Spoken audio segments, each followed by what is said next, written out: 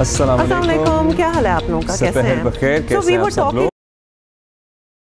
कि जब हम छोटे थे या हमारे बचपनों में सहरी के वक्त घर से जाना कहीं और सहरी किसी और के घर होना, वो जो सहूर आजकल होती है, that was a no at all. मतलब imagine not being at home at that hour. उसका कोई कॉन्सेप्ट ही नहीं था बेसिकली दरअसल।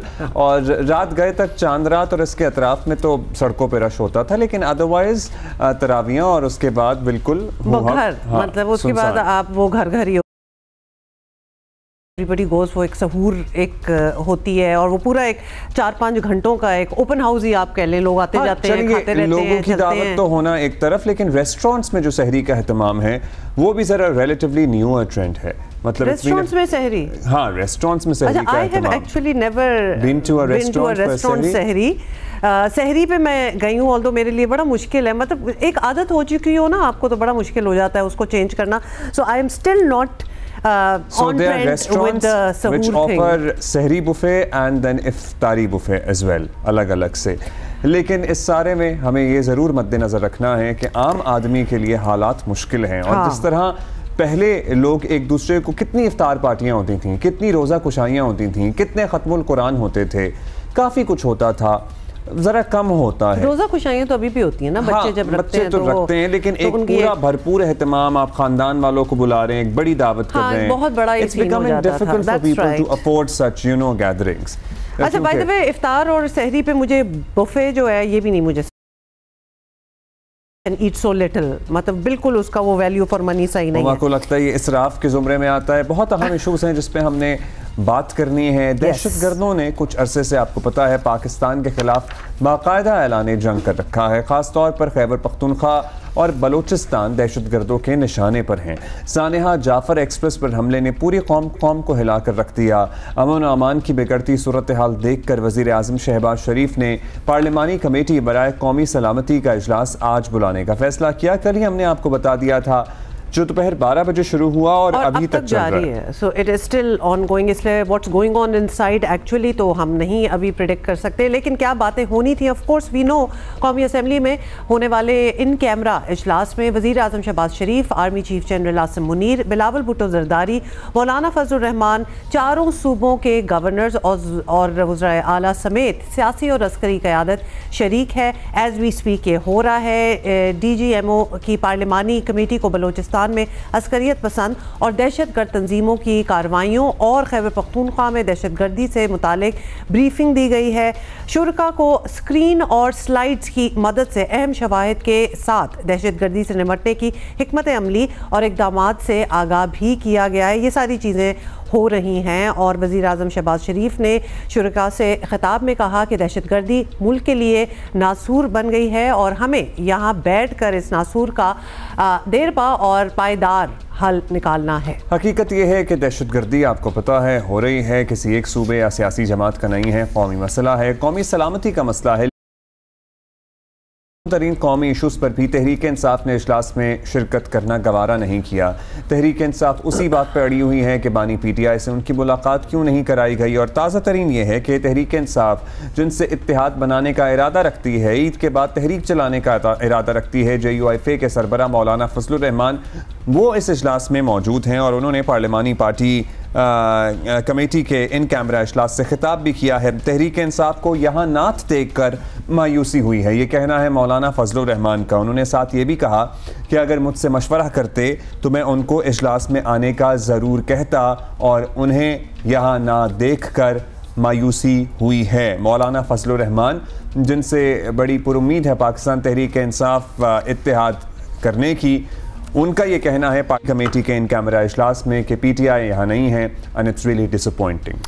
अच्छा जी, वकार सती हमारे साथ हैं, नुमाइंदा जियो न्यूज़ इस्लामाबाद से हमें ज्वाइन कर रहे हैं। वकार, इस वक्त हमें तो यही पता है कि इस वक्त वो इजलास जो है वो इन प्रोग्रेस है, चल रहा है। क्या अंदर से इंफॉर्मेशन आ रही है? क्या हर कोई अपनी एक थोड़ी सी स्पीच या अपनी राय दे रहा है? Everybody has a chance to speak. जी बिल्कुल एग्जैक्टली ऐसे ही है कि हर बंदा जो है वो बात करेगा, और जितने लोग यहाँ पर आए हैं पाकिस्तान की तमाम जो अस्करी क़यादत है और जो हुकूमती ज़िम्मेदारान हैं, सूबों के हैं या मरकज़ के हैं, वो सारे यहाँ मौजूद हैं। और दीगर जो ब्यूरोक्रेसी है, चारों सूबों के चीफ सेक्रेटरीज भी यहाँ मौजूद हैं, चारों सूबों के IGs जो हैं वो भी यहाँ मौजूद हैं, सूबाई कुछ जो वजारतें हैं उनके सेक्रेटरीज भी यहाँ पर वो मौजूद हैं, वफाकी जो सेक्रेटरी ख़जाना है वो भी यहाँ पर वो मौजूद हैं। और ये बड़ी हाई प्रोफाइल किस्म की मीटिंग है जिसमें दहशतगर्दी की जो हालिया लहर है उसके खिलाफ ठोस इक़दाम को जो है वो हतमी शक्ल देनी है। जो मुशावरती अमल हो रहा है, जो DGMO है, सबसे पहले ब्रीफिंग का आगाज़ उन्होंने किया, जैसा कि आपने अपने इंट्रो में बताया। मेजर जनरल काशिफ अब्दुल्ला उन्होंने बलोचिस्तान और KPK में बिलखुसूस और मुल्क भर की जो मजबूरी सूरत हाल है उसके ऊपर वो बताया। इसके अलावा आर्मी चीफ ने जो है वो ब्रीफिंग दी है, यहाँ पर तकरीबन 50 मिनट की आर्मी चीफ की यहाँ पर वो ब्रीफिंग थी। उसकी चीदा जो निकात है जो हमें हमारे ज़राए से अंदर से जो आया है कि उसमें दहशतगर्दी के वाक़यात में फितनउल ख़वारिज वो मुलविस हैं। फितनउल ख़वारिज को भारतीय खुफिया एजेंसी और अफ़गानिस्तान से मदद मिल रही है। इस कमेटी को ये बताया गया है कि भारतीय खुफिया एजेंसी पख्तूनख्वा और बलोचिस्तान में बदअमनी फैला रही हैं, जबकि दहशतगर्दी में गैर मुल्की साख्त का जो असला है वो इस्तेमाल हो रहा है। इस अस्करी क़यादत ने यह भी ब्रीफिंग में कहा है कि अफ़गान सरजमीन के इस्तेमाल से मुतअद्दिद जो हमें शिकायत मिले हैं जो हमने अफ़गान हुकूमत के सामने उठाए हैं, जबकि ये कहा गया है कि हालिया दिनों में होने वाला जाफ़र एक्सप्रेस वाला जो वाक़या है वो भी अफ़गानिस्तान से ऑपरेट हुआ, जबकि बन्नू वाला जो वाक़या है उसमें कई अफ़गान शहरी वो मुलविस निकले हैं। और ये कहा गया है और इतराफ़ किया गया है कि रमज़ानुल मुबारक में इस दहशतगर्दी की जो नई लहर है उसमें इजाफा हुआ है। इजलास में बलोचिस्तान और खैबर पख्तूनख्वा के दहशतगर्दी के वाक़यात पर वो तफसीली बातचीत वो की गई है। और इसके अलावा यहाँ पर जब अस्करी क़यादत की जो ब्रीफिंग है जब वो इख्तिताम पजीर हुई तो उसके बाद वज़ीर आला KPK जो हैं उन्होंने वो ख़िताब किया है और उन्होंने अपने जो सूबे की अमन व अमान की सूरत हाल है उसके ऊपर बातचीत की है। उसके अलावा वज़ीर दिफा ख्वाजा आसिफ बात कर चुके हैं, उन्होंने भी इस सारे मामले को देखा है, उसके ऊपर बात की है। समझ आई है कि मामला किस तरफ जा रहा है वक़ार, क्योंकि सलमान अकरम राजा जो PTI की सीनियर लीडरशिप है उन्होंने तो बाहर प्रेस कॉन्फ्रेंस में कह दिया कि हम इस वक्त किसी भी किस्म की कार्रवाई या ऑपरेशन की हिमायत नहीं करते।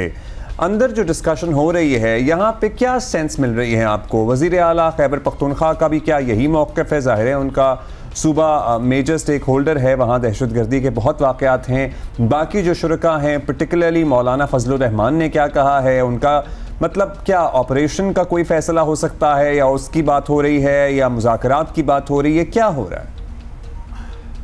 अब्दुल्ला, रोज़ाना जो है दर्जनों लोग जो है शहीद हो रहे हैं, उसमें हमारे सिक्योरिटी के अदारों के जो लोग हैं वो भी शामिल हैं, आम शहरी निशाना बन रहे हैं, बड़े बड़े उलमा इकराम निशाना बन रहे हैं। तो ये कैसे हो सकता है कि उसका कोई ऑपरेशन ना किया जाए? ऑपरेशन तो ऑलरेडी जारी है, लेकिन जो मौलाना फजलुर रहमान है उन्होंने बड़ा कैटेगोरिकली अंदर कहा है, उन्होंने कहा है जी कि हमें किसी मखमसे का शिकार हुए बगैर पूरी कौमी यकजहती के साथ इसको जो है इसके खिलाफ कार्रवाई वो करनी चाहिए और दहशतगर्दी जैसी लानत जो है उसको जड़ से उखाड़ फेंकना चाहिए। और तमाम सियासी क़यादत को, पाकिस्तान की तमाम सियासी क़यादत को तमाम इख्तलाफात बालाए ताक रखते हुए कम अज़ कम इस एक एजेंडे के ऊपर इकट्ठा होना पड़ेगा। इसके अलावा भी chairman Pakistan People's Party Bilawal Bhutto Zardari इस वक्त खिताब कर रहे हैं, उनके भी जो इब्तदाई जो वो कलमात हैं वो हमारे सामने आए हैं। उन्होंने भी कैटेगोरिकली वो रियासती इदारों की जो कार्रवाइयाँ हैं उनकी सपोर्ट की है, उनकी हमायत की है और उनको स्ट्रेंथन करने की बात की। अच्छा वकार, तो हम आज की इस सारी एक्सरसाइज के बाद एक्सपेक्टेशन क्या रखेंगे? किस चीज़ पे कंसेंसस होगा? बिल्कुल जी एक साथ सारे बैठें और मुशावरत करें, वो हो गया। तो अब इसके बाद के क्या ऑपरेशन होना है उस पर कंसेंसस होगा? हम एक्सपेक्टेशन क्या रख रहे हैं? और जब ये सारी मीटिंग ख़त्म हो जाएगी उसके बाद कोई प्रेस ब्रीफिंग होगी, मतलब हम क्या एक्सपेक्ट करें कि क्या इन्फॉर्मेशन बाद में मिलेगी? देखिए अभी तो वो मीटिंग जारी है और हमारी इतलात के मुताबिक जो इजलास है वो मज़ीद कुछ देर, वो घंटा डेढ़ 2 घंटे वो जारी वो रहेगा। अभी लोग वो ख़िताब कर रहे हैं, उसके बाद वो सवाल जवाब का जो है वो भी सेशन होगा और अगर किसी को कोई खदशात है कौमी क़यादत को तो वो भी दूर किए जाएंगे। उसके बाद बाकायदा इसकी अलामिया भी जारी होगा। लेकिन आपने कहा ना कि क्या होगा, डेफिनेटली यहाँ से एक ठोस हिकमत अमली बनेगी। यहाँ पर अपने रियासती इदारों को और कानून नाफिज करने वाले इदारों को मज़ीद वो स्ट्रेंथन करने की बात होगी और अगर उस ऑपरेशन के रास्ते में कोई रुकावटें हैं तो वो दूर करने की बात होगी। मुल्क की कौमी क़यादत जो है कम अज़ कम अब तक जो कुछ हुआ है वो इस एक नुक्ते के ऊपर यकसू और अगट्ठी नज़र आती है। बहुत शुक्रिया आपका वकार, हम आपसे मालूम करते रहेंगे। अभी तो तकारीर हो रही हैं, ब्रीफिंग हैं और उसके बाद क्वेश्चन एंड आंसर सेशन भी होगा। अच्छा, आपको बता दें एक ऑनगोइंग ऑपरेशन तो हमारा चल रहा है, लेकिन अब मजीद क्या फैसले होने हैं, दिस इज़ इम्पोर्टेंट। अच्छा, आपको वैसे बता दें कि सारे सूबों के चीफ मिनिस्टर्स जो हैं वो ऑब्वियसली आए हैं, इंक्लूडिंग केपी आए हैं। तो केपी से चीफ मिनिस्टर तो आ गए हैं, लेकिन वैसे आपको बताएं कि अपोजिशन लीडर उमर अयूब नहीं आए, महमूद खान अचकज़ई नहीं आए, अख्तर मेंगल इजलास में इन सारों ने शरीक ज़ाहिर है जो इत्तेहादी हैं, जो अपोजिशन है वो नहीं है। महमूद अचकज़ई नहीं है, अख्तर मेंगल होते तो बहुत बेहतर होता। तो जब हम बात करते हैं ना वो एक पेज पे सारों का होना, तो हम ऑब्वियसली एक्सपेक्टेशन रखते हैं कि अपोजिशन भी साथ हो, लेकिन नहीं है। अच्छा, at the same time update हमारे पास ये है कि सलमान अकरम राजा और दीगर कुछ लोगों की बानी पीटीआई से एज वी स्पीक मुलाकात हो रही है। Okay, so this is also an update और उनका यही इसरार था कि हम इस इन कैमरा ब्रीफिंग में शिरकत नहीं करेंगे जब तक हमारी बानी पीटीआई से मुलाकात नहीं कराई जाती।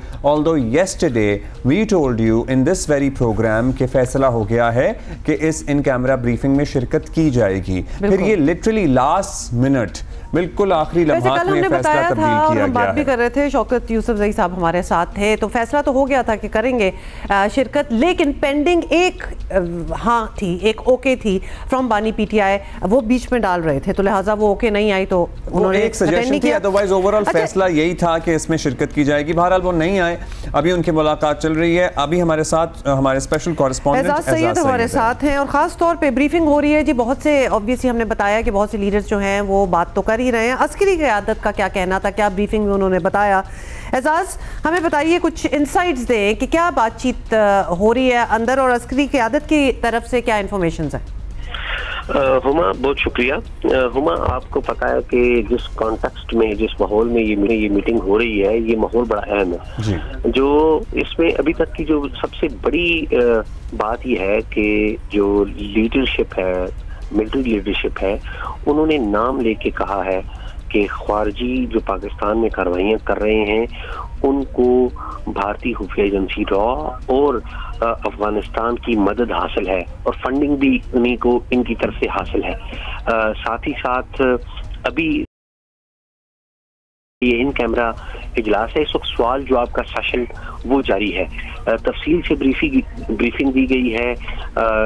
जो नेशनल असम्बली का जो मेन हाल है वहाँ पर लगाई गई थी, स्क्रीन लगाई गई थी। उस स्क्रीन में तमाम जो मिलिटेंट अटैक्स हुए हैं, टेररिस्ट अटैक हुए हैं, उनकी तफसीलात और उनके पीछे जो किरदार थे उनका नाम लेके जिक्र किया गया है। जो एक्टर्स थे उनका नाम जिक्र लेके किया गया है और बताया गया है कि इनके ताने बाने कहाँ से मिलते हैं।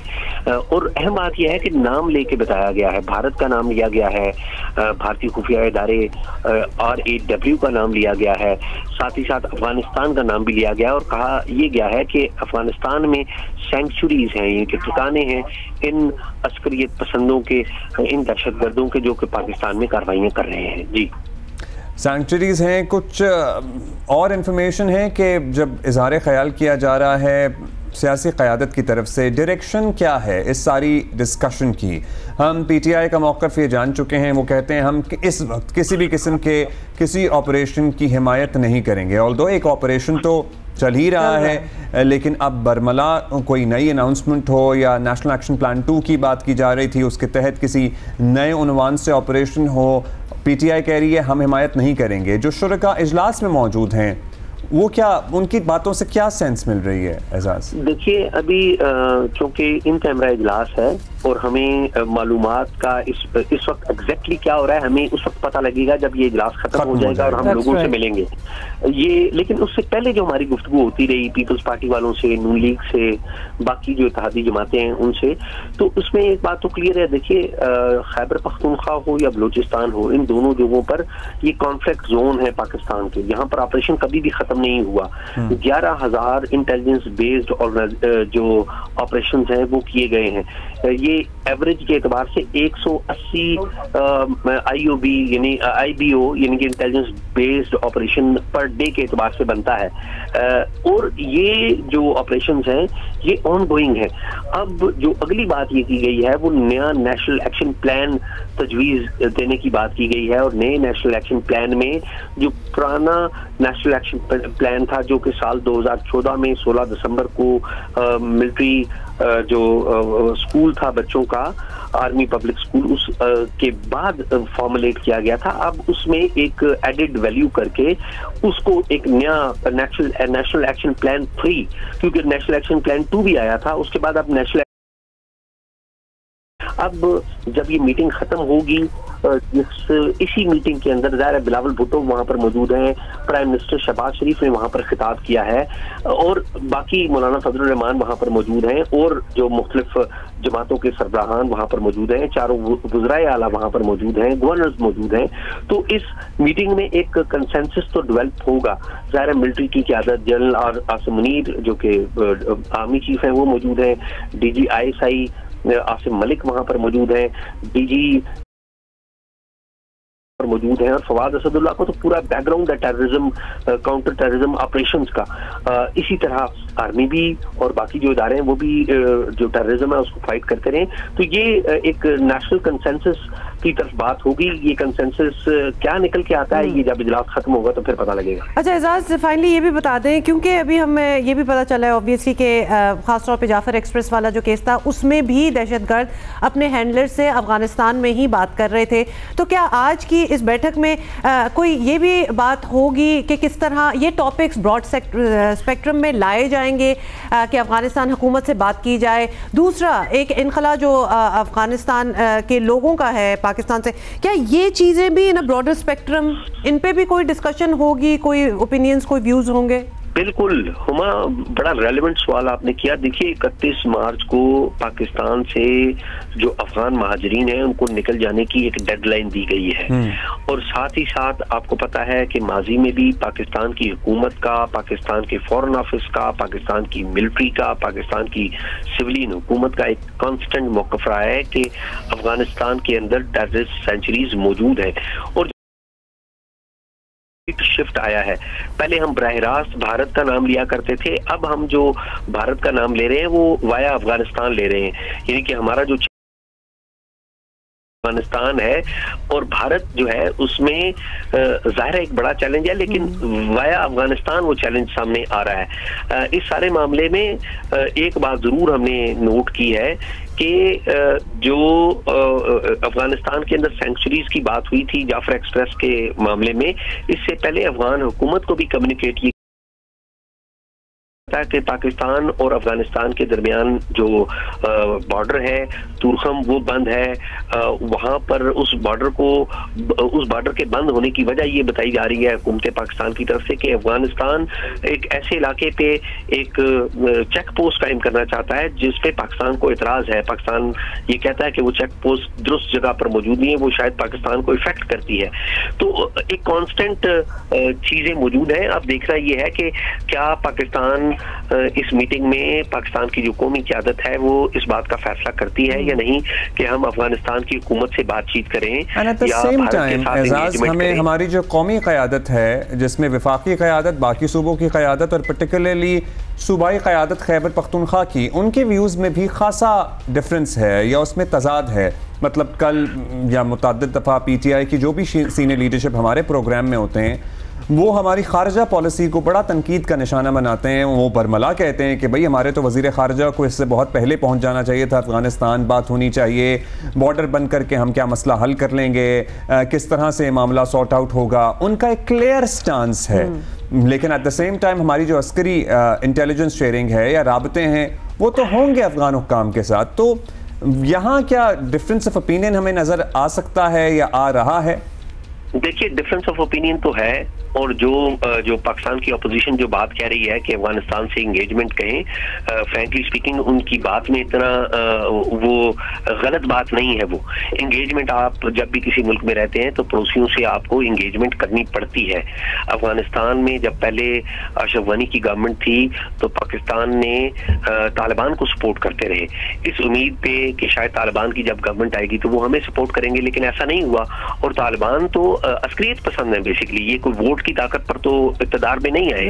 लेकिन एट द सेम टाइम हमने ये भी देखा कि जो खैबर पख्तूनख्वा हुकूमत है उन्होंने ये भी अनाउंस किया कि हम यूनिलैटरली अफगानिस्तान से बात करेंगे। ऐसा होता नहीं है। रियासत जो है पाकिस्तान की जो फेडरेशन है उसके पास दिफा और खारजा अमूर बदस्तूर मौजूद है। इस तरह ऐसा नहीं हो सकता कि इंडिपेंडेंटली जाके वो बिल्कुल बात करना स्टार्ट हो जाए। और हमने ये वाली बात पहले की भी हुई है। Ejaz, that is all the time we have. Thank you for the updates. हम फिर आपसे बात करेंगे, हम आपसे बात करेंगे क्योंकि अभी मज़ीद कुछ इन्फॉर्मेशन और इजलास जो है वो इस वक्त ऑनगोइंग है। चलो बिल्कुल जी। और पार्लिमानी कमेटी बराए कौमी सलामती का इन कैमरा इजलास जैसा कि आपने बताया जारी है। इसमें मुख्तलिफ लोग इज़हार ख्याल कर चुके हैं।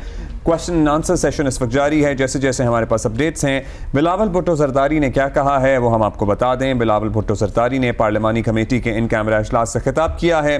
उन्होंने कहा है कि अफगानिस्तान दहशतगर्दों की आमाजगाह बन चुका है। जो आग पाकिस्तान में लगी है, इर्द गिर्द रहने वाले ये मत समझें कि उन तक नहीं पहुंचेगी। दहशतगर्दों की माली मदद करने वालों का भी पता लगाना होगा। अफगानिस्तान में दहशतगर्दों का मामला भरपूर अंदाज में सिफारसी सतह पर उठाना होगा। अगेन बड़ी इंपॉर्टेंट बात उन्होंने कहा कि डिप्लोमेटिक सतह पे एक्स फॉरेन मिनिस्टर भी हैं हमारे बिलावल भुट्टो जरदारी के सिफारती सतह पे भरपूर तौर पर ये मामला उठाना होगा। दुनिया को भी अफगान हुकूमत के किरदार से बताना होगा, आगाह करना होगा। अपनी खारजा पॉलिसी को मजीद मौसर बनाना होगा। जो पॉइंट एग्जैक्टली हम अभी डिस्कस कर रहे थे वही पॉइंट यहाँ पर रीइटरेट कर रहे हैं चेयरमैन पाकिस्तान पीपल्स पार्टी। उन्होंने कहा कि हमारी जो फॉरेन पॉलिसी है उस पर नजरसानी जरा करनी होगी, उसको और बड़ी पर्टिनेंट बात है। और ये भी कहा गया कि बैरूनी दुनिया भी ये सब मामला देखे। तो obviously this is an invite to the rest of the world to see कि इस रीजन में हो क्या रहा है। उनका ये भी कहना था कि दुनिया खुद को इस खित्ते से अलग थलग नहीं रख सकती और this is a very common problem जो दुनिया में भी एक, आपको पता ही है कि टेररिज्म का एक इशू है एवरीवेयर एक्चुअली, आप कहीं भी देख लें। और साथ ही उन्होंने ये सॉर्ट ऑफ वार्निंग दे दी या बात कर दी कि जो ममालिक अभी ये समझ रहे हैं हमारे हमसाए में कि हमारा इशू नहीं है, ये हमारा इशू या ये मामला हम तक नहीं पहुंचेगा, हाँ। ये उनकी भूल है कि ये मामला उन तक नहीं पहुंचेगा। ये मत समझें कि उन तक ये बात नहीं पहुंचेगी, ये उन तक भी पहुंचेगी। वज़ीर दिफा ख्वाजा आसिफ की बात करेंगे। उन्होंने भी पार्लिमानी कमेटी के इन कैमरा इजलास से खिताब किया है। कौमी सलामती इजलास में शिरकत न करने पर ख्वाजा आसिफ ने सबसे पहले तो PTI पर कड़ी तनकीद की। उन्होंने कहा कि आज के दिन भी अपोजिशन ने रियासत के बजाय एक शख्स को तरजीह दी है। अवाम को इनका असल चेहरा देखना चाहिए। हमने साबिक दौरे हुकूमत में दहशतगर्दी का मुकम्मल खात्मा किया। PTI के दौर में फिर अफगानिस्तान से दहशतगर्दों को लाकर यहाँ बसाया गया। इन दहशतगर्दों के सबब आज एक बार फिर पूरे मुल्क में बेचैनी की कैफियत है, जबकि PTI इसे कैटेगोरिकली डिनाई करती है। वो कहते हैं हमने तो जनरल बाजवा की ये पॉलिसी थी और हमारी हुकूमत तो तब ख़त्म हो गई थी, PDM के दौर में ये लोग यहाँ वापस आए हैं और अगर चाहते तो ये रोक लेते।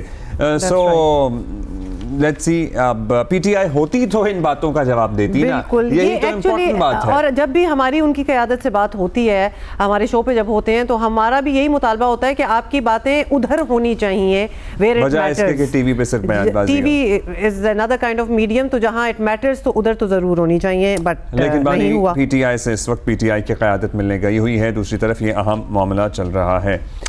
अच्छा जी, of course we are going to keep you posted and updated on that, लेकिन अभी एक ब्रेक हो जाए, ब्रेक के बाद मिलते हैं। सी यू इन अ बिट।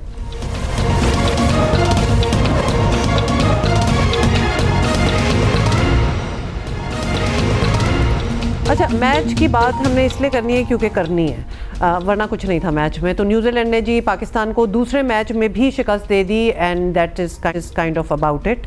और टीम में शामिल नए लड़के जो थे वो दूसरे मैच में भी बिल्कुल मुकम्मल ही नाकाम रहे। और इतना ना प्रेशर डालें यार नयों पे।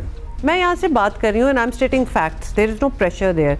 और लगता है उन पे प्रेशर पड़ा होगा पहले मैच, उन्होंने दूसरे में भी वही किया। नहीं, वहाँ प्रेशर भी हो सकता है, प्रेशर का दबाव होता है कि मुसलसल नाकाम हो रहे हैं, अच्छा, तो बारिश के बारे आपको ये बता दें वैसे कि मैच जो था ना वो 15 ओवर से, अब्दुल्ला बहुत सुबह सुबह था ना, लोगों को पता नहीं होगा, तो 15 ओवर तक ही महदूद हो गया था। और सलमान आगा ने ठीक परफॉर्म किया मतलब, लेकिन हाँ ये रन हमारे बचाने के लिए काफ़ी नहीं थे। शादाब ने एज एन ऑलराउंडर खिलाया गया है, लेकिन एक ओवर उनसे कराया गया जिसमें 10 रन उन्हें पड़े, तो उसके बाद उनसे कोई ओवर नहीं कराया गया। शादाब चुके हैं इसलिए अबरार नहीं है, लेकिन शादाब ने 22 रन बनाए, 26 बनाए एक्चुअली, शाहीन ने 22 बनाए। सो इस हार के बाद हारिस रऊफ ने क्या कहा ये सुन लीजिए। देखें, अब यंग लड़के हैं, इनको मौका दिया है तो मिलने का मौका देते हैं तो वो पूरे 10-10, 15-15 मैचेस देते हैं, तब जाके वो प्लेयर्स बने हैं। स्टार्टिंग में कोई भी आता है इंटरनेशनल लेवल में स्ट्रगल करता है। अब तनकीद की बात कर रहे हैं, वो तो मेरे ख्याल से एक मामूल बन चुका है कि बस कोई लोग सारे बैठे हुए पाकिस्तान टीम का हारने का वेट करते हैं कि यार किसी तरीके से इनके ऊपर बात की जाए। और मेरे ख्याल से वो उनका अपना ओपिनियन है, वो दे सकते हैं, बट हमारे पास जिस तरह हम एज अ टीम हम कोशिश कर रहे हैं कि अपनी टीम को कैसे बिल्ड किया जाए, किस तरह एक अच्छा कम्बिनेशन बना जाए, और जो वर्ल्ड में जिस तरह की क्रिकेट रिक्वायरमेंट है उस तरह खेलने की कोशिश कर रहे हैं। हम हर चीज़ ट्राई करने की कोशिश कर रहे हैं। जब हम नई नई चीज़ें ट्राई करेंगे तो फेलियर भी आएंगे, बट एज अ फेलियर से हम लोग सीखेंगे। वैसे ज़रा रिव्यू कर लिया करें हारिस रऊफ को मीडिया से इंटरेक्शन कराने से पहले। हाँ, ये आपने बहुत अच्छी बात की है, because there is nothing really there, it's a very defensive talk that he does. आपको याद है वो अमेरिका से जो मैच हारे थे हम, तब भी यही हुआ था वर्ल्ड कप में। बिल्कुल वही है, और कभी-कभार लगता है कि दे आर नॉट, हालांकि विन और लर्न होता है ना, तो लर्न नहीं हो रहा है इधर। सो वहाँ पे भी यही था कि अच्छा हम तो ठीक ही कर रहे हैं, आपको नहीं लगता, आपको नहीं लगता, तो नहीं वो याद है आपको, हम तो ठीक ही कर रहे हैं, आपको ही नहीं लग रहा कि हम ठीक नहीं कर रहे हैं। हालांकि ये कौन सा ठीक कर रहे हैं, ये तो यही तो सवाल है। और अगर आप ठीक कर लें तो हमारी मजाल है कि हम कुछ बोलें, लेकिन बात तो ये है ना कि आप ठीक करें। दूसरा ये चलें, तो आप अब्दुल्ला भी हारिस रऊफ की बात कर रहे थे, ये शाहीन शाह अफरीदी की परफॉर्मेंस को क्या हो गया। देखिए, हम ना 2-4 लोगों की परफॉर्मेंस पे हमने पीट दी है सब कुछ, जैसे कि बाबर आजम की हम बात करते हैं, निकाल दिया, आउट हो गए, चले। अभी शाहीन शाह अफरीदी के साथ ने क्या किया है आपको पता है कि 4 छक्के इन वन ओवर, मतलब where is your form, where is your speed, मेरा ख्याल है कि लाइन एंड लेंथ। अगर किसी भी खिलाड़ी के जहन में ये तासुर है कि यहाँ कोई या कहीं भी किसी भी प्लेटफॉर्म पे बैठा हुआ कोई इंतजार कर रहा है पाकिस्तान टीम के हारने का और फिर अपनी राय देने का, तो बराए मेहरबानी ऐसा नहीं है, ऐसा नहीं है। We all love Pakistan, we all love Pakistan cricket and we all love you as well, हमारी टीम है after all, as a team. So यहाँ पे कोई या किसी भी प्लेटफॉर्म पे कोई इंतजार नहीं कर रहा। जिस तरह आपको आई एम श्योर बुरा लग रहा होगा, हमें भी उतना ही बुरा लगता है हारने पे जब हम रिपोर्ट कर रहे होते हैं, बता रहे होते हैं, क्योंकि जब जीतते हैं तो सबसे ज़्यादा यहाँ पे जश्न मनाने वाले भी हम ही लोग होते हैं। That's right। अच्छा जी, हमारे साथ हैं राशिद लतीफ़ एंड याहिया हुसैनी। और एक और बात उन्होंने की, उन्होंने कहा कि जो तनकीद करना या बुरा कहना, क्रिटिसिज्म मामूल बन गया है। तो मेरे भाई, प्यारे भाई, बस एहतराम, बुरी परफॉर्मेंस भी तो मामूल बन गई है ना यार। इन एनी केस वेलकम आप दोनों को। राशिद भाई, सबसे पहले तो आपसे बिल्कुल यही बात कर लेते हैं और फिर परफॉर्मेंसेस पे बात करेंगे।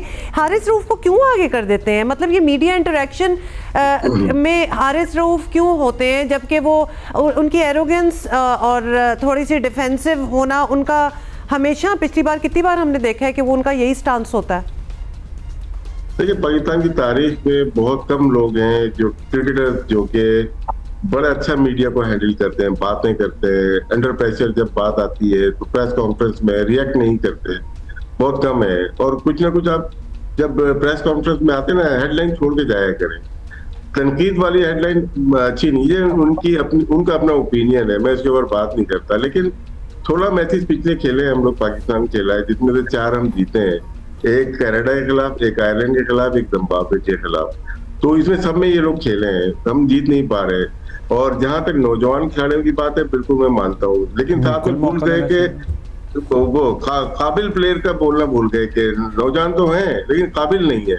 काबिल होंगे तो उसकी तनकीद नहीं बनती कभी भी। ये जो नालायकों का टोला बनाया हुआ पूरा। और मुझे ये भी एतराज नहीं, ये टीम जो गई भी है, एतराज उनका है जो जिन्होंने भेजा है उनको, उनके ऊपर है। जिन आदाद शुमार की बेसिस पे भेजा है वो भी बाजों के तो बिल्कुल ही हैरान कुन थे। लेकिन राशिद भाई, एट द सेम टाइम हम आपसे ये भी जानेंगे कि ये कह देना कि भाई बाज़ लोग इंतज़ार कर रहे होते हैं टीम की हार का और क्रिटिसिज्म एक मामूल बन गया है, मतलब जाहिर है टीम अच्छा परफॉर्म करेगी तो कोई क्यों क्रिटिसाइज करेगा, और ये क्यों है हमारे टॉप नॉच प्लेयर्स के जहन में तासुर के लोग इंतजार कर रहे हैं टीम की हार का और उस पर फिर क्रिटिसाइज करेंगे।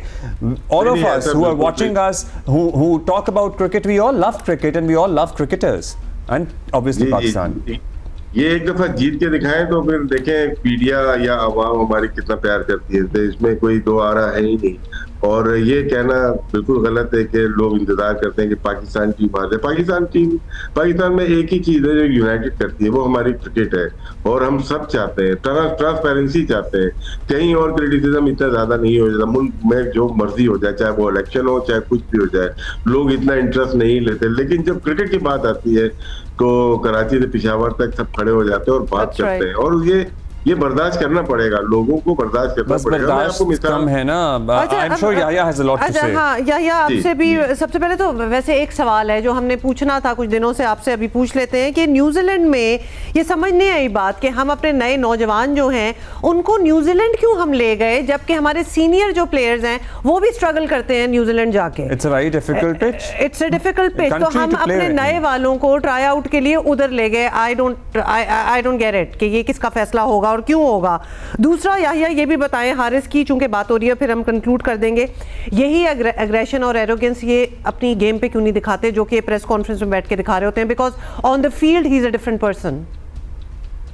देखिए वक्त कम है, मुकाबला सख्त है और T20 मैच है और आज 15 ओवर का मैच हुआ तो मेरा ख्याल है हमारे पास भी वक्त ही कम है। पहले सवाल का मैं आपको जवाब दे दूं, मुझे कहीं ऐसा लग रहा है कि ये बताने की कोशिश की जा रही है कि भाई आप बहुत बात कर रहे थे ना कि हमारे पुराने खिलाड़ी ठीक नहीं है, जिनके साथ हम ICC T20 वर्ल्ड कप भी हारे, ICC टेस्ट चैंपियनशिप में हमारी बदतरीन परफॉर्मेंस रही, ICC चैंपियंस ट्रॉफी में हम एशिया की कंडीशन में हार गए, 50 ओवर का टूर्नामेंट हम इंडिया में सेमीफाइनल के लिए क्वालिफाई नहीं कर सके। ये है आपके नौजवान खिलाड़ी, आपको बताने की कोशिश की जा रही है, आपको दिखाने की कोशिश की जा रही है।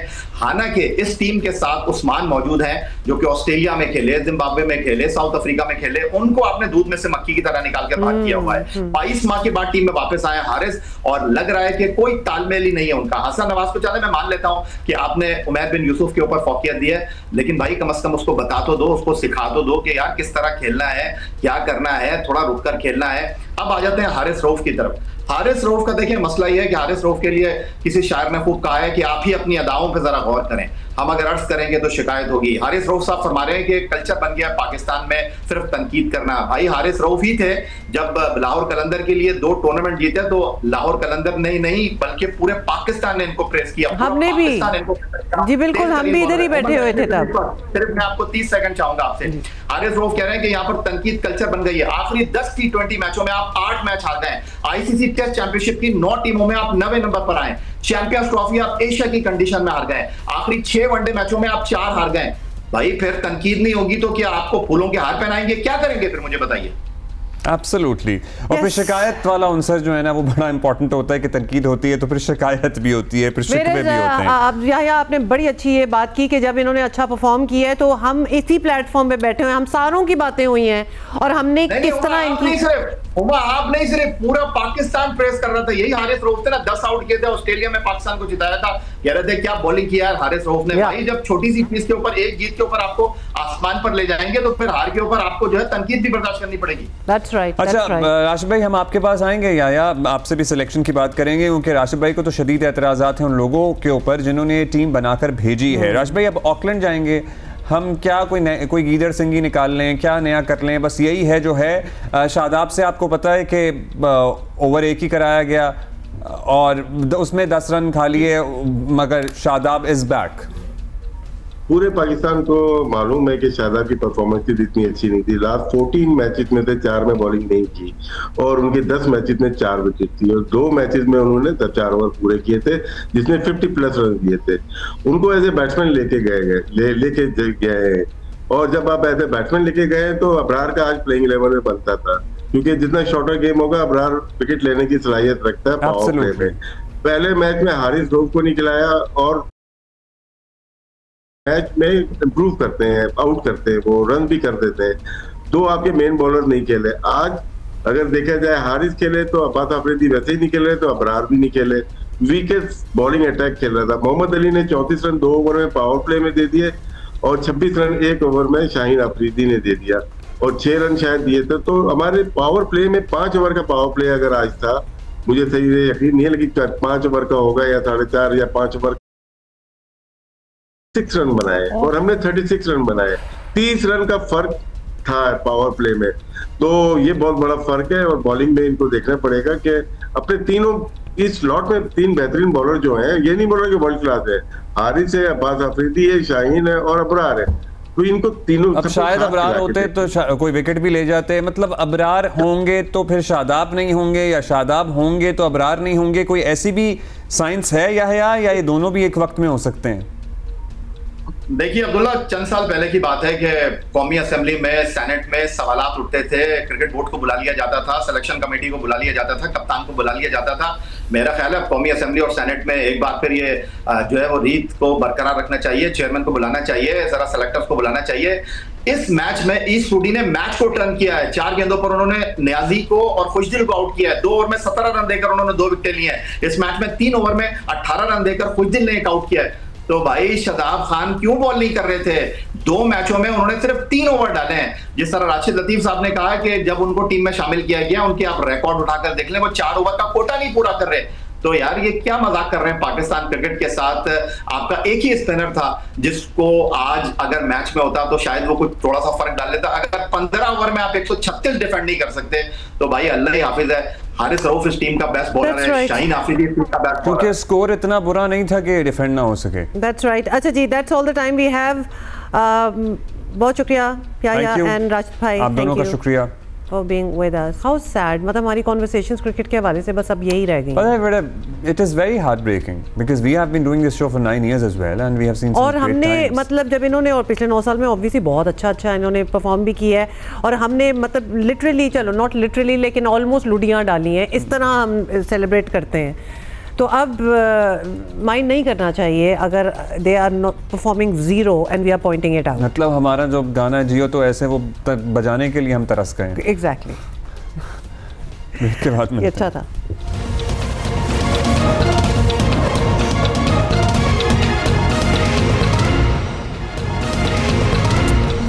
अच्छा भाई, ईद की हो गई है खरीदारी?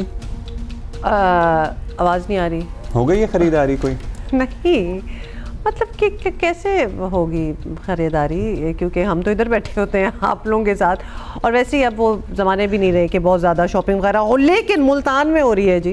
दुकानदार कहते हैं कि लेकिन ज़्यादातर लोग विंडो शॉपिंग कर रहे हैं। तो पहले देखेंगे, आके डिसाइड करेंगे, फिर 2-3 दिन कंसल्टेशंस होंगी घर में सारों की और फिर शॉपिंग होगी ना। ऐसे ही पता होता है कि जब जो चीज़ पसंद आ रही होती है वो आपके बजट से आउट होती है। जोधत नदीम हमें बता रहे हैं वहाँ क्या चल रहा है।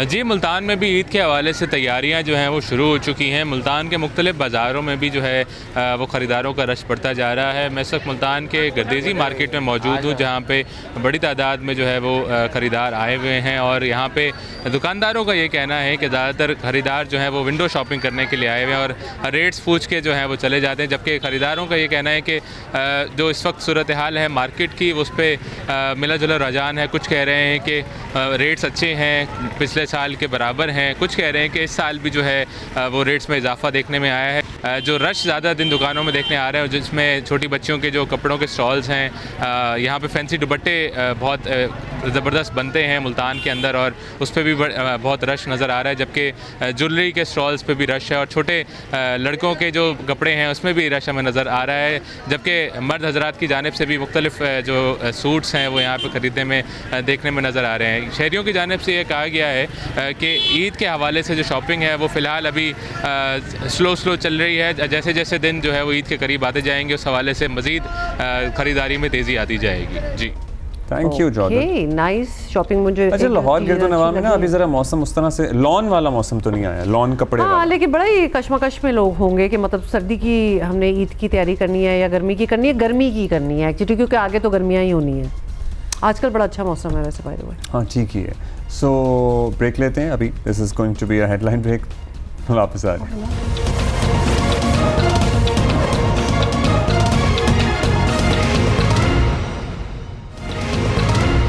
Welcome back ji. सबसे बड़ी खबर तो यही है कि पार्लिमानी कमेटी बराए कौमी सलामती का इजलास जारी है, जिसमें मुख्तलिफ लोग इजहार ख्याल कर चुके हैं, क्वेश्चन आंसर भी हुए हैं, अस्करी हुक्काम की तरफ से ब्रीफिंग भी दी गई है, बाकायदा एक प्रेजेंटेशन पेश की गई है जिसमें बताया गया है हालिया वाक़यात से मुताल्लिक भी कि कहाँ से इनके ताने बाने जुड़ते हैं और कौन कौन इसमें मुलव्वस था और किस तरह से अफगानिस्तान और फिर रॉ और फिर भारत इस सारी कार्रवाई में पाकिस्तान को नुकसान पहुँचाने के लिए इकट्ठे हुए में हैं। वक़ार सत्ती हमारे साथ मौजूद हैं और उनसे हम मालूम करते हैं कि उनके पास अपडेट क्या है और कितनी देर चलेगा ये इजलास। Also is very important. जी वक़ार, क्या इन्फॉर्मेशन आ रही है आपके पास? किस किस ने बात कर ली है? अभी कौन कौन रहता है? इज़हार ख्याल होना बाकी है उसकी तरफ से। अब्दुल्ला मौलाना फजल रहमान ने बात की है, ख्वाजा आसिफ जो वफाकी वज़ीर दिफा है उन्होंने बात की है, अली अमीन गंडापुर ने बात की है, chairman People's Party Bilawal Bhutto Zardari ने बात की है, साबिक़ वज़ीर-ए-आज़म अनवार काकड़ ने बात की है, एमक्यूएम के खालिद मकबूल सदीकी ने बात की है, जबकि एमल वली खान जो एएनपी के सरबराह हैं उन्होंने बात की है। और अभी कुछ देर तक जो है ये मुख्तलिफ जो कायदीन हैं वो बात करेंगे। उसके बाद ये बताया जा रहा है कि सवाल जवाब का जो है वो सेशन भी होगा और अगर शुरा में से किसी को इस ब्रीफिंग के ऊपर और इन सारे मामलात के ऊपर कोई वो सवालात हैं तो अस्करी क़यादत उनका भी वो जवाब देगी। इस वक्त इजलास वो जारी है। अलबत्ता वज़ीर आला पंजाब जो है मरियम वो नवाज शरीफ वो स्पीकर से इजाज़त लेके वो दोबारा लाहौर रवाना हो गई हैं। अलबत्ता ये तवक्को की जा रही है कि अफ्तार तक ये इजलास जारी रह सकता है। अच्छा, ज़ाहिर है कौमी सलामती के बारे में इजलास है पार्लिमानी कमेटी का, खैबर पख्तूनख्वा के वज़ीर आला का बात करना भी बड़ा इंपॉर्टेंट है, वो कर चुके हैं। कुछ मालूम हो सका कि उन्होंने कौन से निकात उठाए हैं? क्योंकि बिलावल भुट्टो साहब की तकरीर के कुछ पॉइंट्स हम तक पहुँचे, मौलाना फजलुर रहमान ने भी एक तो अफसोस का इजहार किया पीटीआई के नाम पे, ख्वाजा आसिफ के पॉइंट्स पहुँचे, अली अमीन के नहीं हम तक पहुंचे अभी तक टिकर्स कुछ भी। देखिए अली अमीन गंडापुर के भी जो उन्होंने बड़ी सेर हासिल बात की है और अगर आप वो टेक्निकली बात करें तो जो अस्करी क़यादत ने इस हवाले से ब्रीफिंग दी थी उन्होंने भी उस चीज़ को इंडोर्स किया है। उन्होंने खैबर पख्तूनख्वा में जो अमन व अमान की सूरत हाल है और जिस तरीके से PTP है या दाइश है वो जो मिलकर यहाँ कार्रवाइयाँ वो कर रहे हैं और आए रोज जो है कोई ना कोई दहशतगर्दी का वाक़या रोनमा होता है, उसके ऊपर उन्होंने वो बात की है। बाकी सूबाई मामलात जो है कि उसको किस तरीके से आजमा हुआ जाए इसके ऊपर मुख्तलिफ तजावीज़ के ऊपर भी वो बात की है। हमारे ज़राए का ये कहना है कि अली अमीन गंडापुर ने पीटीआई की अदम शिरकत के ऊपर इस हवाले से कोई बात नहीं की। उन्होंने वज़ीर आला KPK जो है वो शिरकत की है और KPK के जो इंतजामी वो मामलात हैं उसके ऊपर उनकी वो बातचीत हुई है। इस वक्त तक जितनी भी तकारीर हुई हैं, जितने भी लोगों ने वो बात की है, सब ने अस्करी क़यादत की जो वो ब्रीफिंग थी उसको डायरेक्टली और इनडायरेक्टली इंडोर्स किया है। अलबत्ता बिलावल भुट्टो ने तो एक कदम और आगे बढ़ के बात की है कि अगर हमारे मुल्क में दहशतगर्दी की आग लगी है तो कोई मुल्क ये ना समझे कि वो इससे महफूज रहेगा। ये आग पाकिस्तान की सरहदों से बाहर भी जा सकती है और दहशतगर्दी सिर्फ पाकिस्तान का मसला नहीं है, हमारे जो पड़ोसी ममालिक हैं उनके लिए भी ये मसाइल है और भी कई दुनिया के जो ममालिक हैं वो भी इसका शिकार हो सकते हैं या इससे मुतासर हो सकते हैं। अच्छा, साथ ही जी वकार आप हमारे साथ हैं, हमारे पास भी कुछ पॉइंट्स आए हैं जो कि अली अमीन गंडापुर साहब ने कहे हैं, जिसमें उन्होंने कहा है कि पुलिस की तनख्वाहों में इजाफा भी किया जा रहा है। ये उनका कहना था आज के इजलास में। और जम होने वाले कबायली अजला को मुकम्मल वसाइल फराहम नहीं किए गए, इनकी एक कंप्लेंट भी आप इसको कह सकते हैं कि ये जो है बदएतमादी है। उन्होंने उसका भी जिक्र किया कि सियासी जमातों के दरमियान हम आहंगी होनी चाहिए, बट कैसे हो हम आहंगी? तो तब हो जब सारे मिलकर बैठे, वो तो बैठ ही नहीं रहे। जी वकार, इसमें अगर एक चीज है ना कि जो उन्होंने ये बात बिल्कुल की है कि हमारे पास वसाइल की कमी है और जो वहाँ के जो सूबाई महकमे है उनको इतना स्ट्रेंथन नहीं किया गया। लेकिन सवाल यहाँ पे क्या ये पैदा नहीं होता कि गुज़िश्ता 10 साल से वहाँ किसकी हुकूमत थी और जो नेक्टा के जरिए वफाक पैसे देता रहा है सूबे को, वो पैसे कहाँ पे जाके लगे हैं? अलबत्ता ये जो जिन लोगों ने ब्रीफिंग आज दी है उनके पास तो पूरा रिकॉर्ड है। वफाकी हुकूमत ने सूबे को जितने पैसे दिए हैं बिलखुसूस दहशतगर्दी के खात्मे के लिए वो भी रिकॉर्ड पर चीजें वो मौजूद है। अलबत्ता खुशाइन बात यह है कि जो ऑपरेशन वाला जो मामला है जो उस तरफ चीज जा रही है और इस दहशतगर्दी के खिलाफ कमा करने की बात की जा रही है उसको भी इंडोर्स किया है वज़ीर आला KPK ने। वज़ीर आला KPK इंडोर्स कर रहे हैं, लेकिन उनकी जमात का बिल्कुल यकसर मुख्तलिफ मौक़िफ़ है। लेट्स सी, उनकी भी अपने बानी से मुलाकात जारी थी। वकार, हम आपसे आते रहेंगे अभी के लिए, थैंक यू। और मोस्ट लाइकली इफ्तारी के बाद तक ही चलेगा ये, इफ्तारी के बाद फिर वो क्वेश्चन आंसर सेशन वगैरह भी, और अभी तक स्पीकर जो हैं वो बात कर रहे हैं, तो डेफिनेटली ये बात आगे तक जाएगी और जानी भी चाहिए।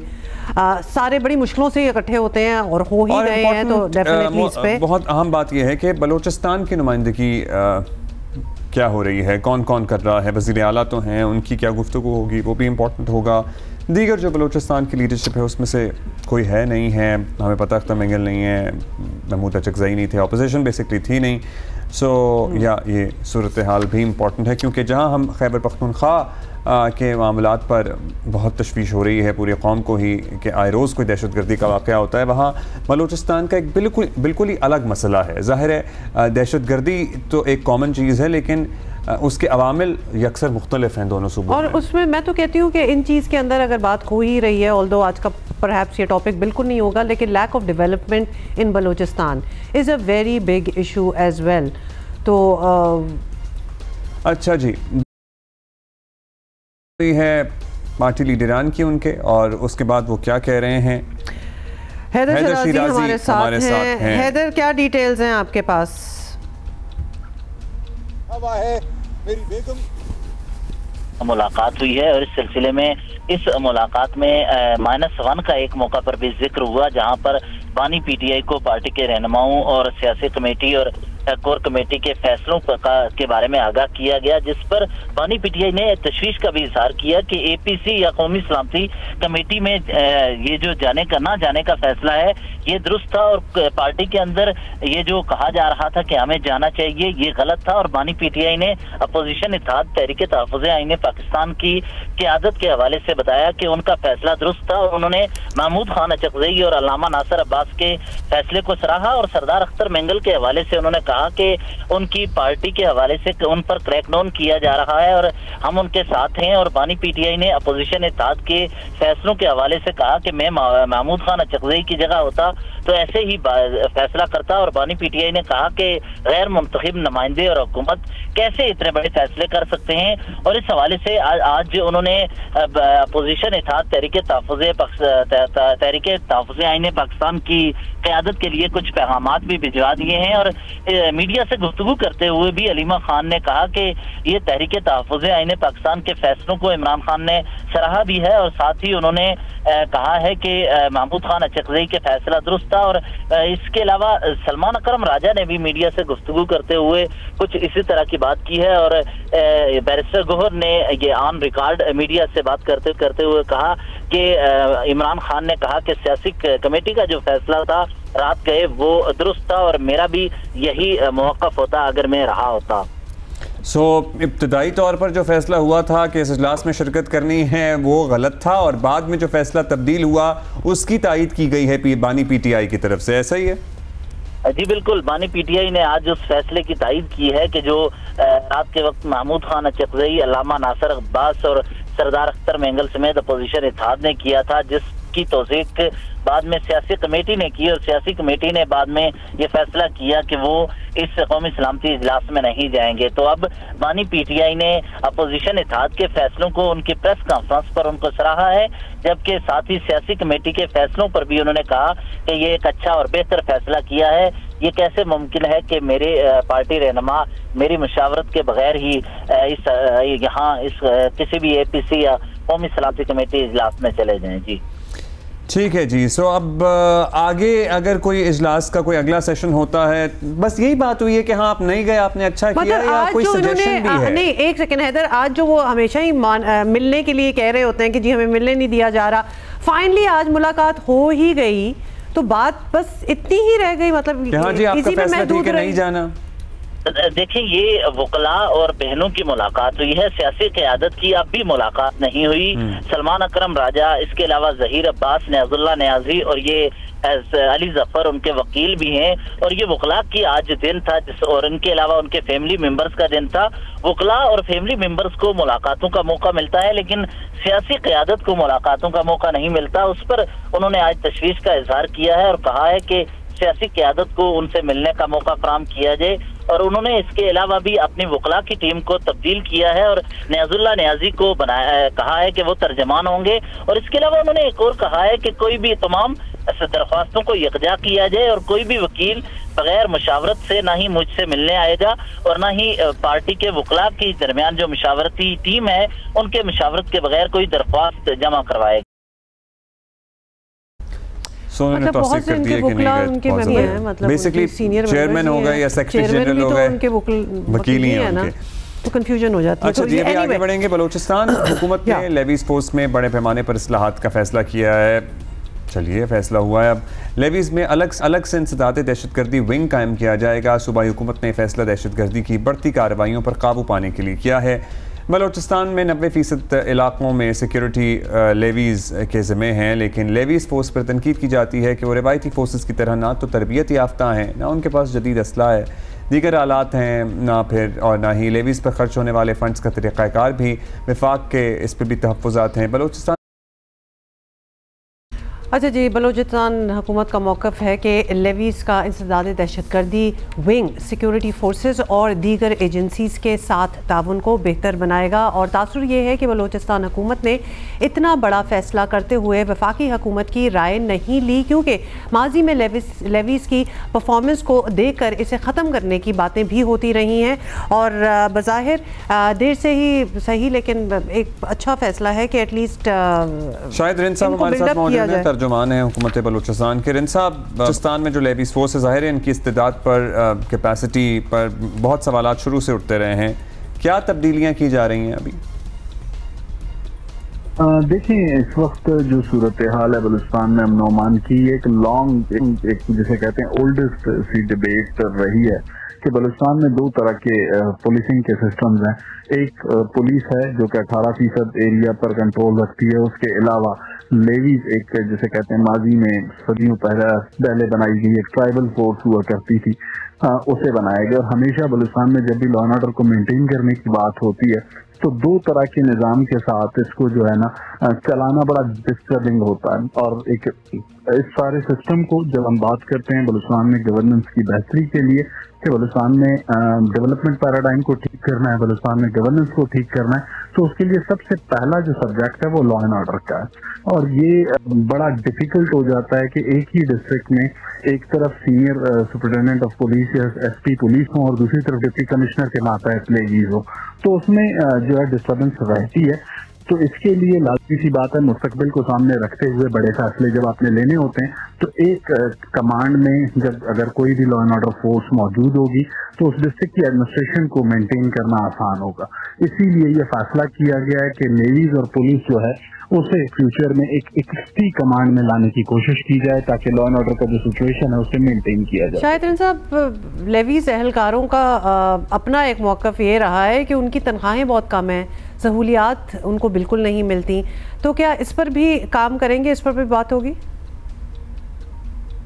देखिए, जब हम चीज़ों को बेहतर करने की तरफ जाएंगे, लाजमी सी बात है जब एक फोर्स तश्कील दी जाएगी सूबे में या डिस्ट्रिक्ट में, तो उसमें ये तो नहीं हो सकता एक ही फोर्स में काम करने वाले एक जवान की तनख्वाह डिफरेंट और दूसरे की डिफरेंट हो। तो ये सारी चीज़ें पॉलिसी लेवल के डिसीजंस हैं और जब ये डिसीजंस हो जाएंगे, हो चुके हैं, जब इनकी इम्प्लीमेंटेशन की स्टेज आएगी तो इन तमाम इश्यूज को रिजॉल्व कर लिया जाएगा। इन सब लेवीज में इंसदादी दहशतगर्दी विंग बनाना, चलिए एक बड़ा फैसला है, तो क्या बेहतर नहीं होता कि आप आज मीटिंग और वफाकी हुकूमत और सब स्टेक होल्डर्स के इत्तेफाक राय का इंतज़ार करते, उसके बाद अनाउंसमेंट होती? देखें, इंसदाद दहशतगर्दी विंग बनाने के फैसले का जो आप जिक्र कर रहे हैं, इस वक्त पॉलिसी लेवल के ऊपर के डिसीजन जो हैं वो सबसे पहला जो डिसीजन है वो सिंगल कमांड में किसी भी डिस्ट्रिक्ट की पुलिसिंग है। उसके बाद जहां जहां पर चाहे वो इंटेलिजेंस विंग्स बनाने हों, चाहे वो जिसे कहते हैं काउंटर टेररिज्म के विंग्स बनाने, और वो अभी तक सबसे पहला जो डिसीजन है जिसको करने की जरूरत है, जिसकी अभी वैलिडेशन होनी है प्रोविंशियल कैबिनेट से, जिसकी अभी वैलिडेशन होनी है बलूचिस्तान प्रोविंशियल असेंबली से, वो है सिंगल कमांड में पुलिसिंग तमाम अजला में। चलिए, ये तो लेवीज़ के हवाले से हमने बात कर ली। रिन साहब, ये भी बताइएगा कि बलूचिस्तान यूनिवर्सिटी को गैर मुअय्यना मुद्दत तक बंद करने की खबरें भी सामने आ रही हैं, तो इसकी क्या वजह है?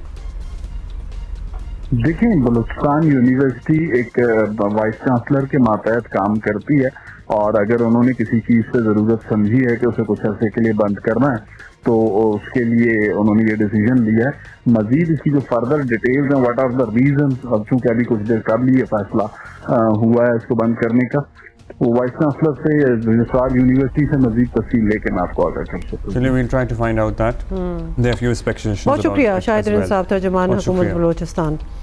ब्रेक ले रहे हैं अभी।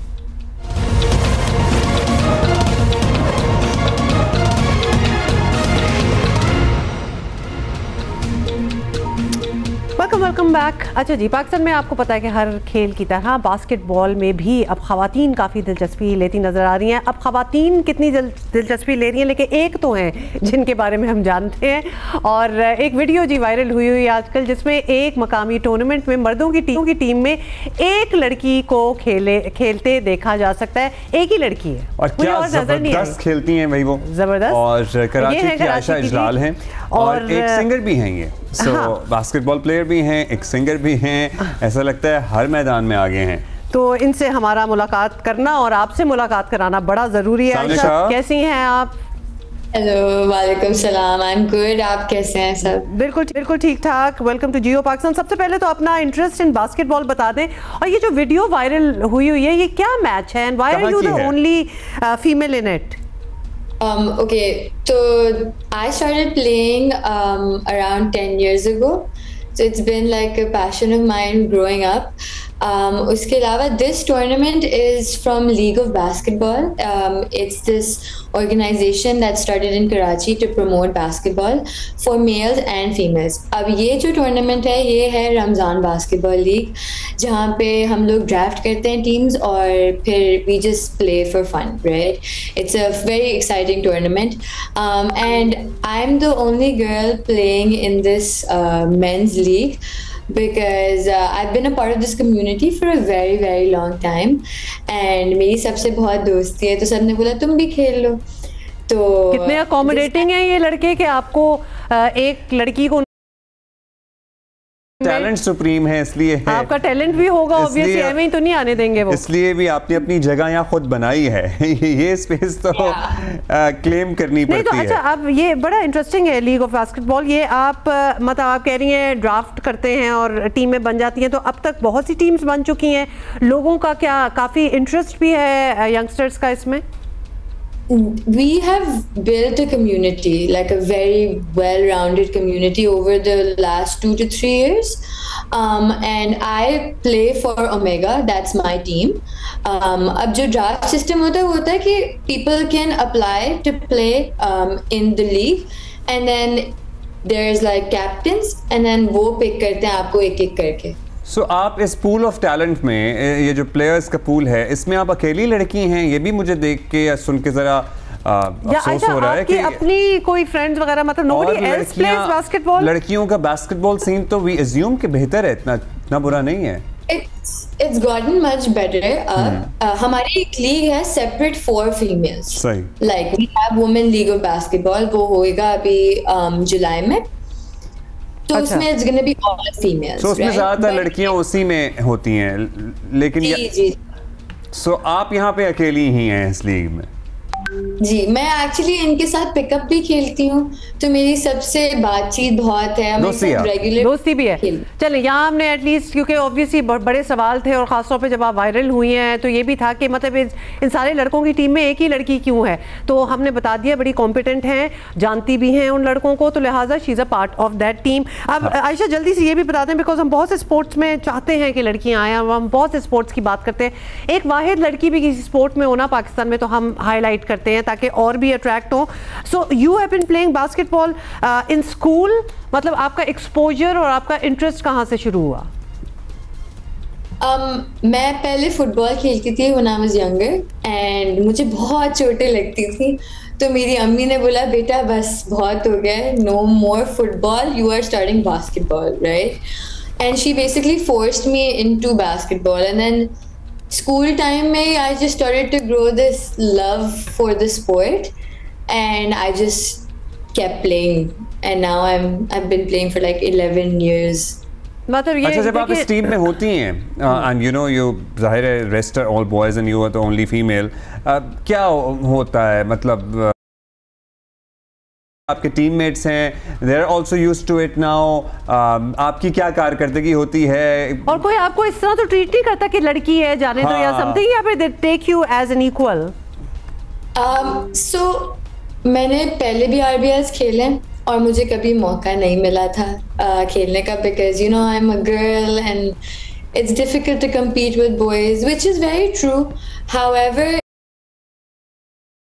उसने मुझे बोला कि आयशा तुम खेलो, let's see what you can do, like I'll give you this chance, like do it, right? And how well have you been doing, Aisha? I've been scoring 10-point average per game, 2 assists and 3 rebounds. जबरदस्त। अच्छा आयशा, ये भी बताने चले, आपकी team तो बड़ी accommodating है and you all gel together, play together. जो अपोजिंग टीम आती है आपके अगेंस्ट खेलने के लिए, वो ठीक होते हैं कि भाई इस टीम में एक लड़की भी है? So no one ever objects it and everybody नहीं, लेकिन सीरियसली लेते हैं आपके प्ले को? अच्छा, तो the match that we won, right? उसमें when the match started, I started the first quarter with 2 threes and 1 layup, right? So उस वक्त मुझे काफी हद तक छोड़ा हुआ था इन लोगों ने, right? And then second, third और fourth quarter में मुझे मैन कर दिया गया था कि मेरे साथ एक बंदा 24/7 चिपका हुआ था उसके बाद। और उस वक्त मुझे इतना अच्छा लगा क्योंकि मतलब लोग बोल रहे थे आयशा को गार्ड करो, ना आई वाज लाइक यार कितनी इज्जत मिल रही है मुझे फॉर वंस। तो they start taking you seriously. उसके बाद जितने भी मेरे मैचेस हुए हैं उसमें I have had a defender on me 24/7 because उन्हें पता है कि आप टफ टाइम देने वाली हैं। यहाँ मैं ये लड़कियाँ जो देख रही हैं इस वक्त और उनके पेरेंट्स भी, उनको भी मैसेज दें, देखिए अगर टैलेंट होना और अच्छा कमाल का ये खेल रही हैं तो then everybody will be forced to take her seriously, क्योंकि ऐसे ही आप चले जाएं और आपको आता जाता कुछ नहीं है तो नेचुरली कोई भी किसी भी टीम में भी, ऑल गर्ल टीम में भी आपको नहीं चाहेंगे कि आप आएँ। So if your play is good, if you are talented. National basketball team भी है आयशा, सो आपका कभी इंटरेस्ट हुआ कि आप नेशनल सतह पे खेलें? I've played nationals. मैं कराची से भी खेल चुकी हूँ, मैं सिंध से भी खेल चुकी हूँ। हम लोग लास्ट nationals में we came third. I was captain that year. And अभी इंशाल्लाह we are trying to basically make Sindh and Karachi into this amazing team, right? Because we have so much talent here. However, it's just not being funded right and it's not being promoted the way it should be. चलिए, आई hope कि भैया you know by talking about it we are also doing our part के इस पे बात हो, इस पे जरा तवज्जो हो, और प्रमोशन भी हो। और जो फंड्स वाली आपने बात की है वो हम आपको बता दें कि हर स्पोर्ट पे यही हाल है, so we don't want you to feel bad about it. You are also a singer Ayesha, आपको हमने सुना भी है सोशल मीडिया पे, आपकी वीडियोस आती रहती हैं, they keep popping up. So without further ado, would you sing a few lines for us? Yeah, I can. I really like Hona Tha Pyar, so I'll just sing like a few lines of that song. Lovely. Yeah. Hona tha pyar, hua mere yaar, aaye nazar, chehre hazar, hona tha Very nice, very sweet, very nice. Sadiqa Kiani का ये गाना है, बड़ा खूबसूरत आपने गाया। और आयशा, हम बड़े इम्प्रेस हुए। You are a sports person and you also sing, multi-talented हैं आप। मतलब आप कमाल कर रही हैं माशाल्लाह। Thank you for being with us. अभी एक ब्रेक लेते हैं, थोड़ी देर में वापस आ रहे हैं। See you in a bit.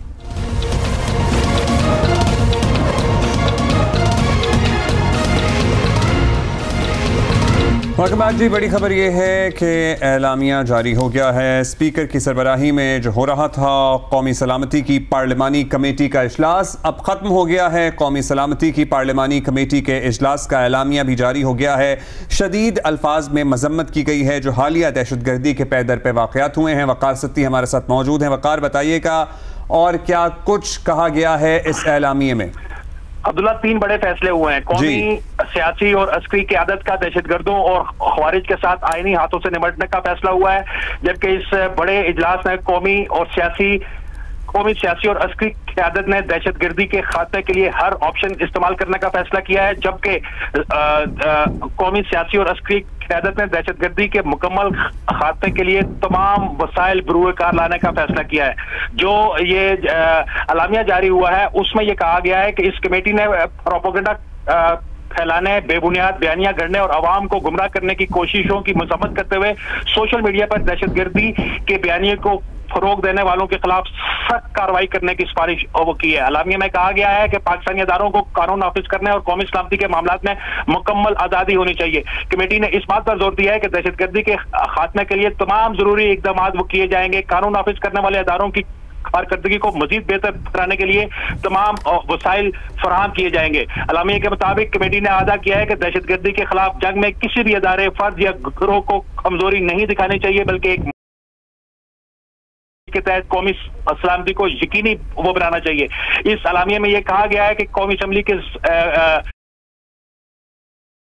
जो होने वाला जो इजलास है उसमें तमाम जो सियासी और अस्करी क़यादत है उसने इस एक निकाती एजेंडे पर मुकम्मल इत्तेफाक वो किया है कि इस दहशतगर्दी की लहर को हर हालत में यहाँ से उसको खत्म किया जाएगा। जी ऑल राइट। अच्छा, ये तो वकार इन प्रिंसिपल बहुत सारी अहम बातें हैं। बहुत सी अहम बातें हैं। हम क्या समझें, आहिनी हाथों से निपटा जाएगा, तमाम ऑप्शंस इस्तेमाल किए जाएंगे, मतलब किसी तौर पे किसी बड़े ऑपरेशन का फैसला किया गया है, दोनों सूबों की सूरत हाल से कुछ अलग तरीके से निपटने का कहा गया है, या फिर बस ओवरऑल यही कहा गया है कि दहशतगर्दी से इस तरह से निपटा जाएगा? अब्दुल्ला, दोनों ये अलग अलग चीजें हैं। बलूचिस्तान के मामला थोड़े से कुछ और हैं, जबकि केपीके के मामला थोड़े से और हैं। तमाम जो लोग जो तंजीमें या जो ममालिक या जो गैर मुल्की अदारे पाकिस्तान में इंसर्जेंसी पैदा कर रहे हैं, दहशतगर्दी को हवा दे रहे हैं, दहशतगर्दी को फंडिंग कर रहे हैं या अपने सहूलतकारों के जरिए ये खून की होली खेली जा रही है, उनको हर सूरत से उनका खात्मा किया जाएगा, उनका खारजा पॉलिसी का कोई जिक्र है? क्योंकि चेयरमैन पीपल्स पार्टी ने कहा कि हमें खारजा पॉलिसी भी अपनी बेहतर करनी होगी, दुनिया को भी बताना होगा। फिर खैबर पख्तूनख्वा में पाकिस्तान तहरीक इंसाफ की हुकूमत है, उनका पहले दिन से पॉइंट है कि अफगानिस्तान की हुकूमत को एंगेज करना होगा, उसका कोई जिक्र है? एग्जैक्टली, अलामिया में तो इसका जिक्र नहीं है, तकरीर हुई है वो इस बात बिलावल भुट्टो ज़रदारी की इस बात को इंडोर्स किया गया है कि अफगानिस्तान से जो शवाहिद मिले हैं वहां पे बहुत सारे वाकयात में अफगानिस्तान की सरजमीन पाकिस्तान के खिलाफ इस्तेमाल हुई है। उनको अफगान हुकूमत को मजीद एंगेज किया जाएगा और उन्हें बावर कराया जाएगा कि आपकी सरजमीन जो है वो पाकिस्तान के खिलाफ इस्तेमाल हो रही है। इसके अलावा दीगर जो पड़ोसी ममालिक है उनके साथ भी सिफारती सतह पर भी बातचीत की जाएगी। जी, सिफारती सतह पे भी बात करने की बात हो रही है। कौमी सलामती के बारे में पार्लिमानी कमेटी का इजलास खत्म हो गया है। अच्छा वकार, ये भी बताइएगा कि क्या अब ये आज इजलास खत्म हो गया, इसके बाद कोई फॉलो अप भी है, इसको आगे लेके किस तरह चलना है? देखिए, यहाँ जो फैसले हुए हैं उनको इंडोर्स करेगी वफाकी काबीना, उसके बाद इनके ऊपर इम्प्लीमेंट होगा। लेकिन जैसा कि मौलाना फजल रहमान ने भी आज ये बात की थी कि सियासत को बालाए ताक रखते हुए तमाम सियासी और अस्करी कुव्वत को सिर्फ एक 1 पॉइंट एजेंडे पर इकट्ठा होना पड़ेगा और उसके बाद ही जाके जो अहम ये मसला दहशतगर्दी का दोबारा सर उठा रहा है, दोबारा पनप रहा है, उसका खात्मा वो किया जाएगा। आज के होने वाले फैसले यकीनी तौर पर वफाकी काबीना में जाएंगे, वेट होंगे वहां से, और उसके बाद उनका जो है अमल दरामद उसका उन पर शुरू। जब आप कहते हैं वकार के वेट होंगे तो क्या इन पे दोबारा से कोई बहस होगी, कोई और बात होगी? देखिए, बहस नहीं है, इसमें बहुत सारे और मामला हैं, चूंकि सूबों का भी ये जिम्मेदारी है कि अमन कायम रखें। सूबों के अपने अदारे हैं, वो काम कर रहे हैं। जैसे कि वज़ीर-ए-आला केपीके ने भी बहुत सारे वो खदशात का इजहार किया है कि उनके पास इतनी कैपेसिटी नहीं है। वहाँ की जो वो लोकल कानून नाफिज करने वाले अदारे हैं, जैसे पुलिस है और दीगर जो अदारे हैं, उनके पास वो इक्विपमेंट्स नहीं है। बलूचिस्तान के पास नहीं है। बलूचिस्तान के बारे में आज बताया गया है कि वहाँ पे गैर मुल्की असला जो है वो इस्तेमाल हो रहा है। अब उसका मुकाबला करने के लिए बलूचिस्तान पुलिस के पास तो उस तरीके का असला नहीं है, तो इसके ऊपर भी बातचीत हो रही है। आज के इजलास की अहम बात यह है कि वफाकी वजीर बराए खजाना और सेक्रेटरी खजाना भी मौजूद थे। इस इजलास में इस अज़म का इजहार किया है कि जितने वसाइल वो चाहिए वो हुकूमत लगाएगी और इस दहशतगर्दी का खात्मा किया जाएगा। चलिए, होपफुली अब इसका कोई नतीजा भी मुस्बत निकले और जिस दहशतगर्दी के फरीद से इस वक्त ये कौम नाबर्द आज़मा है उसका जल्द खात्मा हो और बात की जा रही थी वज़ीर दिफा की, तो उन्होंने कहा कि हमने अपने पिछले दौर में दहशतगर्दी का खात्मा, आपको याद है operation ज़रब Azm and all that, बड़ा कामयाब ऑपरेशन था हमारी सिक्योरिटी फोर्सेस का दहशतगर्दों के ख़िलाफ़, और लिटरली या तो मारे गए थे, यहाँ भागने से पे मजबूर कर दिया गया था यहाँ से, लेकिन फिर आपको पता है हमेशा actually that they would never return, और हमेशा उम्मीद ये भी होती है, और इतने इफेक्टिव ये सारे ऑपरेशंस भी होते हैं। अनफॉर्चुनेटली दो हम देख ही रहे हैं कि इस वक्त मुल्क में क्या हाल है, and definitely another operation is needed. तो ये भी होगा, फॉलोअप भी बताया है वकार सत्ती ने, ये सारे फैसले जो हुए हैं गैर हाजिर रही है। बेहतर ये होता कि इन मामलात में जहाँ कौमी सलामती की बात हो रही है, अगर तमाम सियासी क़यादत एक आवाज़ हो के कोई भी बयान दे, कोई भी एलामिया जारी हो, तो उसकी इंपॉर्टेंस है, उसकी वैल्यू और होती है। और सर्टनली अपोजिशन भी कोई छोटी मोटी तो है नहीं, पाकिस्तान तहरीक इंसाफ है, उसमें दीगर लोग हैं, महमूद खान अचकज़ई थे, अख्तर मेंगल थे, और PTI की बात करें तो उनका एक भारी भरकम मैंडेट है कौमी असम्बली में, एक सूबे में उनकी हुकूमत है। सो अगर वो भी इस इजलास का हिस्सा होते जिसमें उन्होंने शिरकत नहीं की पहले, तो इस बात में इजलास का होना और जितने everybody all the stakeholders were there इस इजलास में, तो इसकी एक डिटरेंट वैल्यू भी एक होती है, जिस हम देख रहे हैं कि किस तरह हमले हो रहे हैं, अटैक हो रहे हैं। बिल्कुल होते तो क्या ही बात होती, लेकिन वो नहीं थे, तो वो नहीं थे, एंड इट रियली मैटर्स। और हुकूमत को भी कोशिश करनी चाहिए कि उन्हें मनाए, उनसे इसरार करे, और उन्होंने यही कहा था कि हमें बानी से जब तक मिलने नहीं दिया जाएगा। बानी से उनके वकला ने मुलाकात कर ली, तो बानी ने भी यही कहा कि आपने बहुत अच्छा किया कि आपने कहा, विच इज़ स्ट्रेंज कंसिडरिंग कि कल ही जब हम उनसे बात कर रहे थे PTI के जी स्पोक्स पर्सन से शौकत यूसुफ सही हमारे साथ थे, बड़े पॉजिटिव थे वो और बड़े होपफुल भी थे। साथ साथ उन्होंने ये भी कह दिया था कि बिल्कुल एक फाइनल डिसीजन पेंडिंग रहती है बानी PTI की, otherwise we are all for it, और हम होंगे इस इजलास में। लेकिन आज जब इजलास शुरू हुआ तो यही नज़र आया कि उनमें से कोई भी नहीं था, ओपोजिशन नहीं थी, और फिर इस बात को बानी PTI ने इंडोर्स भी कर दिया। अच्छा जी, एजाज सईद हमारे साथ मौजूद हैं। एजाज, ज़ाहिर मजम्मत है, वसाइल दिए जाएंगे एट्सेट्रा एट्सेट्रा, क्या अहम ठोस बातें हैं जिसकी हम तवक्को करें कि इस कार्रवाई या इस इजलास के बाद अब हम देखेंगे? एजाज सईद हमारे साथ होंगे, हमारे नुमाइंदा ख़ुसूसी हैं। बिल्कुल आप सही कह रहे हैं, क्योंकि हम जानना भी यही चाहते हैं कि वो क्या मेजर्स हैं जो लिए जाएंगे ताकि ये सब कुछ ना हो। मतलब बाकी बातें तो इन प्रिंसिपल सब कुछ इट साउंड्स ग्रेट, लेकिन ऑन द ग्राउंड एक ब्रॉडर एग्रीमेंट तो है ही और बहुत अरसे से है। सो एजाज हमें बताएंगे कि एजाज क्या वो ठोस बातें हैं जो हम अब तवक्को करें कि हमें नजर आएंगी आज की इस कार्रवाई के बाद? देखिए, इस इजलास में इलामिया तो जारी किया गया है, लेकिन अभी स्ट्रेटजी जारी नहीं की गई, और जाहिर है शायद इस बात का फैसला लिया गया हो कि जो भी स्ट्रेटजी हमने लेनी है वो कार्ड्स जो हैं वो पब्लिक फोरम पर। इस जो इलामिया जारी किया गया है उसमें एक बात क्लियर की गई है कि जो सिविलियन हमारे लीडर्स हैं, हमारी जो सिविलियन गवर्नमेंट है, वो हमारी फौज और हमारे जो इंटेलिजेंस के इदारे हैं उनके साथ है, और साथ ही साथ इस बात के ऊपर वाज़ेह कर दिया गया है कि किसी किस्म का कोई इबहाम नहीं है, किसी किस्म की जो जिसे कहते हैं ना इबहाम होना, कि टेररिज्म के खिलाफ जो तमाम लोग हैं, तमाम सियासी कुव्वतें, वो सारी मुत्तहिद हैं। इसमें किसी तरफ से जस्टिफिकेशन की कोई बात मौजूद नहीं है। आल्दो के इस इजलास में अपोजिशन की जमातें शरीक नहीं हुई, आल्दो के अगर वो शरीक हो जाती तो ज्यादा इसकी जो मानी है वो ज्यादा क्लियर होते, लेकिन अगर अपोजिशन की बड़ी जमात देखें, PTI के वज़ीर आला मौजूद थे खैबर पख्तूनख्वा के अली अमीन गंडापुर, और इसके बाद जो ये इलामिया जारी हुआ है, इस इलामिये में इंसदाद दहशतगर्दी के ऑपरेशंस के इनकाद के हवाले से सिक्योरिटी और कानून नाफिज करने वाले इदारों को मुकम्मल सपोर्ट देने का कहा गया है, और सपोर्ट देने के साथ साथ जो हमारे जवान शहीद हुए हैं उनको उनका एतराफ, उनकी खिदमत का एतराफ किया गया है।